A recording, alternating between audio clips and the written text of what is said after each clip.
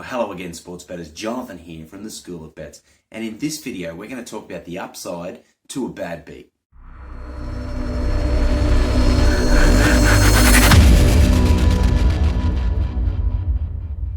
So first of all, what is a bad beat? A genuine bad beat has to be when you lose a bet that ordinarily would have won based on a freak event that just doesn't happen very often. And so that could be a horrendous call from an official, just a horrendous call that's not reviewable, that just blows your bet out of the water. It could be a coach's call or a play call from a coach that's just inexplicably bad. Or it could just be the freak bounce of the ball, a miracle play, something like that causes your bet to lose when it was just in the unlosable position. That is a bad beat. What a bad beat is not is when you lose a bet that was just close, or you lose a bet kind of in a normal way and you're just disappointed from it. That's not a bad beat. So when we talk about a bad beat in this video, you need to be thinking about those times that you lost the unlosable bet through that freak incident. Now, if you're going to bet on sport for any period of time, you are going to suffer a bad beat. In fact, you're probably going to suffer many bad beats. They are part and parcel of betting on sport, particularly if you're going to bet on 50-50 markets like the point spread or over and under totals. You're just going to lose by small margins because that's kind of the nature of that betting. So it's going to happen to us all. We're all going to suffer bad beats. So is there upside to a bad beat? Yes, there is. Of course there is. And today I'm going to talk about 4 upsides to a bad beat. The first upside to a bad beat is that your process was good. Now, it makes sense because it took a freak incident for you to actually lose. It took that horrendous call. It took that miracle play for you to get beaten. So essentially, you did everything right, and that little uncontrollable thing cost you the bet. So you need to be rest assured in yourself and be confident in yourself that your process was good.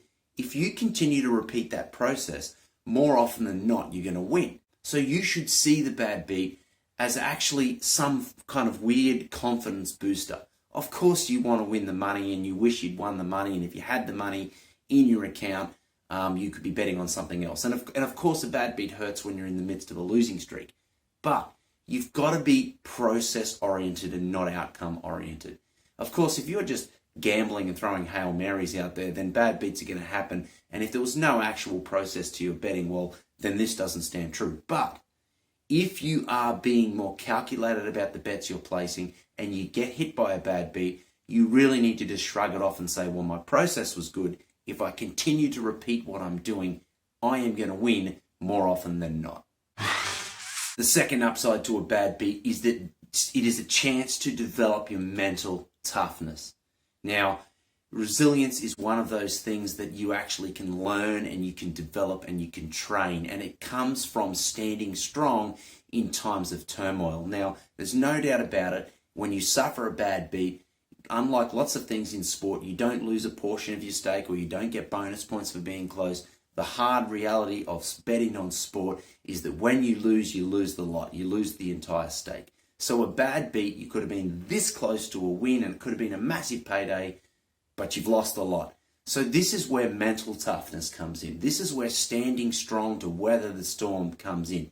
You've got to see this as a challenge being thrown your way. You can either run away from the challenge, you can cry about it, you can be upset about it and angry about it, or you can show some mental toughness and develop some resilience and grit and say to yourself, it took that to beat me, so I am going to go forward with this and I'm going to stay strong. A bad beat is not good.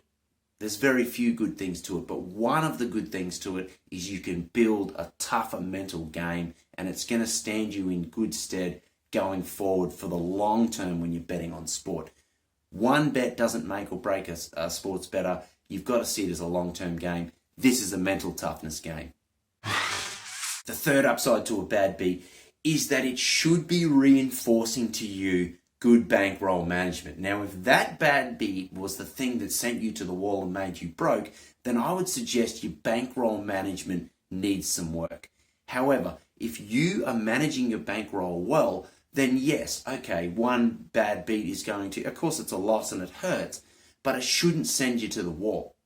This is a chance to rethink your bankroll management and say, am I staking too much at this point? Am I betting too high a percentage of my bankroll on individual bets? Should I be adjusting my staking size while betting on these events? So use a bad beat as a chance to review your bankroll management. Now, if you're betting with a good bankroll strategy, you're going to be able to weather not just one bad beat, but many of them.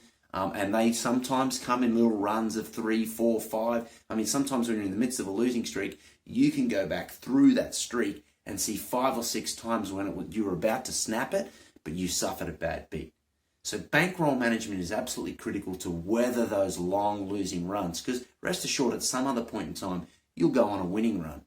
And so at that point, the bankroll management is critical to weather that real down period or that trough. So use bad beats as a chance to reinforce bankroll management. And the fourth upside to a bad beat, well, this is kind of the good one. This is where you get some mileage out of it. It's a story. It is a battle scar. We all love to be able to tell stories or show our battle scars to show that we've been in the game, we've got skin in the game, and that's what a bad beat is. It's like you've joined the club. It's like you are now a sports bettor if you suffer a bad beat. So multiple bad beat stories, whilst you've lost some money, get some mileage out of it if that's going to make you cope emotionally with the loss. And it is an emotional thing. We're supposed to remove emotion from sports betting and be much more robotic about it. However, it is an emotional thing. We're emotional beings, sports emotional. So if you suffer it, it hurts. So tell the story. Go and vent the story to someone and get it out of the system. Maybe they'll pat you on the back and say, look, I really feel for you. But then pick yourself up and go on with the game. Go on with what you're doing. Don't wallow in your misery over that bad beat. Tell the story, keep the battle scar, show it to people, but move on from it as quickly as you can. So that's it, guys. That's the 4 upsides to a bad beat. Think about this. When your team loses a game, they will go away and review intently the things that went wrong and come back a better team from it. Sometimes you learn more from the defeat than you do from the win. So you need to view the bad beat that way, push the emotions to the side and say, what can I take away from this that makes me a better sports bettor in the long term? Guys, there's so much more common sense sports betting wisdom that's just not common at theschoolofbets.com. Get over to that website. Check out the articles we've got there. There's also a ton more videos on this YouTube channel. So please subscribe to the channel, like the video. I'm Jonathan. I'm going to see you next time on the School of Bets.